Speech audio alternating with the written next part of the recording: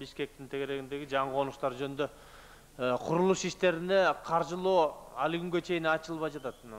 Апрель айы бүтүлүп атат.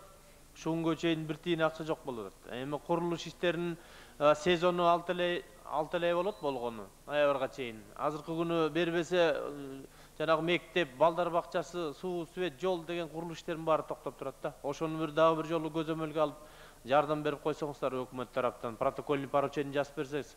Анан кийин былтыркы жылга салыштырсак 51 миллион алганда былтыркы жыл апрель айында. Быйыл болсо эчтеке жок. Биз артка кетип атабызбы, кандай болуп атат?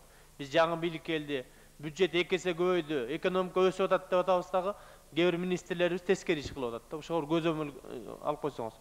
Экинчи маселе, өткөндө аксакалдар келип кетти эле мага, Дүйшеев айыл кеңешинен, Ильич айыл кеңешинен ошолор буудайга үрөнү алышыптыр. Ошол үрөндү ошол былтыркы жылы баягы мөндүр жаап алып кеткен экен.